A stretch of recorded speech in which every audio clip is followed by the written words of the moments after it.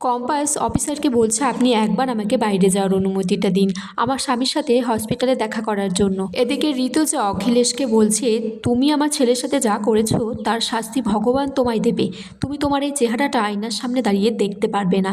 এদিকে মোনালিসা এসেছে কম্পাসের সাথে দেখা করতে।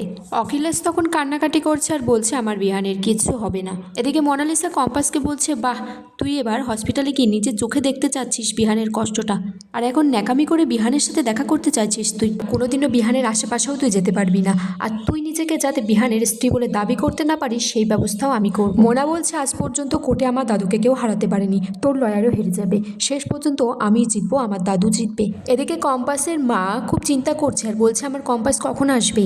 তখন বিহানের জেঠিমা বলছে দিদি চিন্তা করবেন না, ডাক্তার কি বলে গেল, আপনি ছটপট করবেন না বেশি, কম্পাস ঠিক চলে আসবে। ঋতুজা তখন সেখানে এসে কম্পাসের মাকে বলছে অঞ্জনা আপনি একদম ঠিক চিন্তা করবেন না, কম্পাস একদম ঠিক আছে।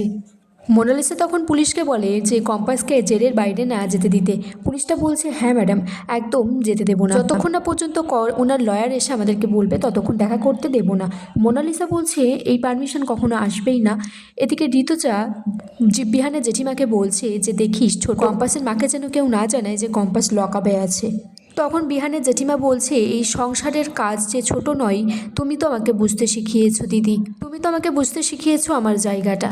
মোনালিসা কম্পাসকে ভয় দেখাচ্ছে তুই আর কোনোদিনও ভারতের কোনো কলেজেই থেকে ইঞ্জিনিয়ারিং পাস করতে পারবি না, তোর ইঞ্জিনিয়ারিং হওয়ার স্বপ্ন চিরকাল অধরাই থেকে যাবে। এদিকে অখিলেশ বাড়ির সবাইকে বলছে আমি এখন থেকে যেটা বলবো সেটাই করতে হবে, কারণ আমি বাড়ির কর্তা।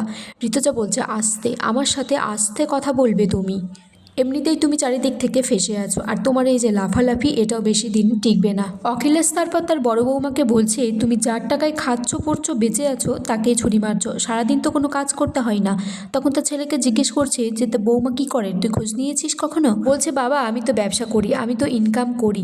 তখন অখিলেশ বলছে তুই তো আমার টাকা থেকেই, তুই আমার ব্যবসা থেকেই তো ইনকাম করছিস। অখিলেশ বলছে তুমি কম্পাসের পিছন পিছন কেন ঘুরছো, তুমি একবারও ভেবে দেখেছো তোমাদের দুজনকে যদি আমি বাড়ি থেকে বার করে দিই তখন তোমরা কোথায় যাবে, কি করবে আর কি খাবে? এদিকে কম্পাস বসে বসে ভাবছে একবার যদি বিহান স্যারের সাথে দেখা করতে পারি। কম্পাস বলছে আমার খুব পেটে ব্যথা করছে বলে সে ছটপট করছে নাটক করে। এদিকে পুলিশটা বলছে তাড়াতাড়ি লকআপটা খোলো। আর এখানেই আজকের পর্ব শেষ হয়ে যায় বন্ধুরা।